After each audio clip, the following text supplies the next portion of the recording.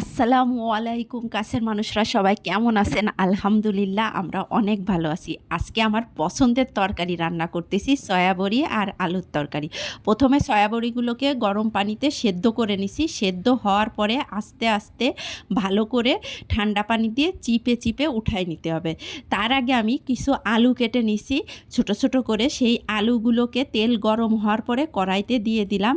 সামান্য একটু হলুদ লবণ মাখায় নিছি। এবার আলুগুলোকে লাল লাল করে ভাইজে নেব। এইভাবে রান্না করলে কিন্তু খেতে অনেক মজা লাগে। আর সয়াবড়িগুলো এখন ঠান্ডা হয়ে গেছে, ঠান্ডা পানি দিয়ে ভিজাই রাখছিলাম। এইবার একটু আলতো হাতে চেপে চেপে উঠায় নিব। এইভাবে চেপে উঠায় নিতে হবে, বেশি জোরে আবার চাপ দিবেন না, তাহলে কিন্তু একেবারে ভেঙে যাবে, যেহেতু এখন নরম হয়ে গেছে। এইভাবে চেপে উঠায় নিয়ে যখন আবার ভাজবো রান্না করব তখন আবার এইগুলা ফুলে ফুলে বড় বড় হয়ে যাবে আগের মতো। তো সুন্দর করে চেপে উঠাই নিলাম যাতে ভিতরের পানিটা না থাকে। উঠানোর পরে একটু হলুদ লবণ মাখায় নিব। আর যেই কড়াইটায় আমি আলু ভাজতেছি, আলু ভাজা উঠাই এই সয়াবড়িগুলো ভাজে নেব। আমার সয়াবড়ির তরকারি অনেক পছন্দের। আমার এই সয়াবড়ি হইলে আর কিছু লাগে না। আর সয়াবড়িটা কিন্তু রান্নাও করতে হয় একেবারে মাংসর মতো করে, খেতেও একেবারে মাংসর মতোই লাগে। যদি না খেয়ে থাকেন অবশ্যই আমি যেভাবে রান্না করতেছি একবার এইভাবে খেয়ে দেখবেন। ভাত বলেন, পোলাও বলেন, পরোটা বলেন, লুচি বলেন, সব কিছুর সাথে অনেক মজা লাগে। তো আলুগুলো লাল করে ভাইজে উঠাই রাখছি। এইবার সয়াবড়িগুলো দিয়ে দিলাম।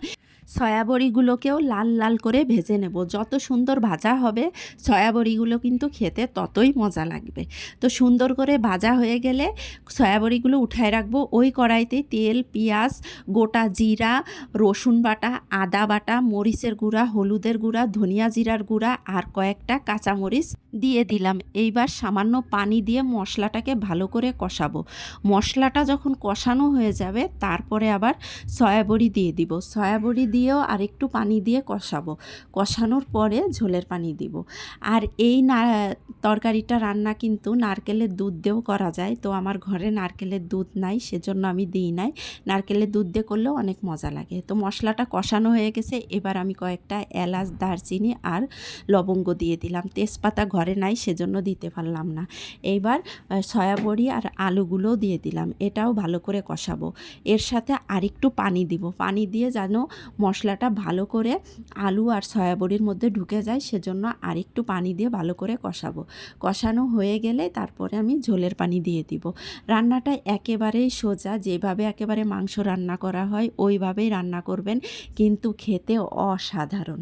যারা পছন্দ করেন তারা তো জানেনই, আর যারা খান নাই কখনো অবশ্যই এইভাবে রান্না করে খেয়ে দেখবেন কি মজা লাগে। আর এটা হলো আমার সিক্রেট মশলা।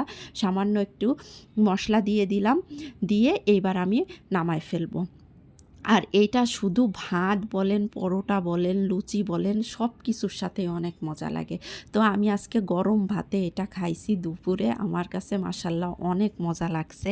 তো আমার রান্নাটা আপনাদের কেমন লাগলো অবশ্যই কমেন্ট করে জানাবেন। আর দেখেন দুপুরে খেতে বসে গেছি, আলহামদুলিল্লাহ অনেক মজা রান্না হয়েছে আর খেতেও অনেক ভাল লাগছে। অবশ্যই আপনারা একবার বাসায় ট্রাই করবেন, একবার খেলে বারবার খেতে ইচ্ছা করবে।